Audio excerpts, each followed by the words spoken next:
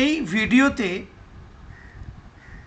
আমি তোমাদের not between অপারেটরটা কিভাবে কাজ করে সেটা বোঝাবো। তোমরা মন দিয়ে ভিডিওটা দেখো আর আমার মাউস পয়েন্টার ফলো করো। এখানে আমি একটা এসকিউএল স্টেটমেন্ট লিখেছি, select EMPID name salary from employee where salary not between 52,000 and 72,000। তার মানে আমি EMPID নেম আর স্যালারি এই তিনটে ফিল্ড দেখতে চাইছি। ফ্রম এমপ্লয়ি অর্থাৎ এমপ্লয়ি টেবিল থেকে, যেখানে স্যালারি ফিল্ডের মানটা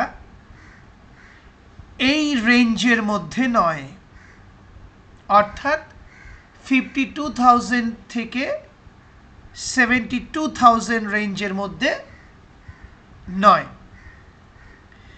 মনে রাখবে, নট বিটুইন অপারেটরের ঠিক উল্টো কাজ করে। অর্থাৎ বিটুইন অপারেটর কোনো একটা রেঞ্জের মধ্যে ভ্যালুগুলোকে ফিল্টার করে দেয়, অর্থাৎ বের করে দেয়। আর নট বিটুইন কোনো একটা রেঞ্জে যে ভ্যালুগুলো বলা আছে সেই ভ্যালুগুলোকে বাদ দিয়ে বাকি ভ্যালুগুলোকে ফিল্টার করে, অর্থাৎ বের করে দেয়। যেমন এক্ষেত্রে আমরা নট বিটুইন লিখেছি, লিখে একটা স্টার্টিং ভ্যালু দিয়েছি, তারপর অ্যান্ড অপারেটর দিয়েছি আর একটা এন্ডিং ভ্যালু দিয়েছি। এবার নট বিটুইন অপারেটর কি করবে, এই স্যালারি ফিল্ডের মধ্যে এই 52,000 থেকে 72,000 এর মধ্যে যে ভ্যালুগুলো নয় সেই ভ্যালুগুলোর রেকর্ডগুলোকে ফিল্টার করবে বা বের করে নেবে। তারপর সিলেক্ট স্টেটমেন্ট সেই রেকর্ডগুলোর থেকে EMPID নেম আর স্যালারি ফিল্ডটা দেখিয়ে দেবে।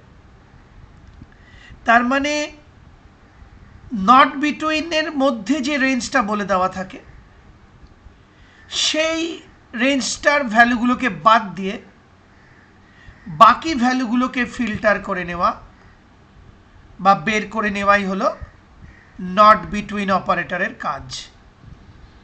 অর্থাৎ বিটুইন অপারেটরের পুরো উল্টো কাজ বা অপোজিট। এরপর আমি সেমিকোলন টাইপ করে এন্টার কি প্রেস করেছি। এবার আউটপুটটা দেখো, যে রেকর্ডগুলো এসেছে, এই যে রেকর্ডগুলো, তাদের স্যালারি ফিল্ডের ভ্যালু দেখো, কোনো ভ্যালুই এই রেঞ্জের মধ্যে নেই। অর্থাৎ 52,000 থেকে 72,000 এর মধ্যে যে ভ্যালুগুলো, সেই ভ্যালুগুলোকে বাদ দিয়ে বাকি ভ্যালুগুলোকে ফিল্টার করে নিয়েছে বা বের করে নিয়েছে। অনেকবার করে বলে দিলাম, আশা করি বুঝতে পারলে। সেই সঙ্গে আমার এই ভিডিওটি অর্থাৎ নট বিটুইন অপারেটর কিভাবে কাজ করে বুঝিয়ে ভিডিওটি শেষ হলো।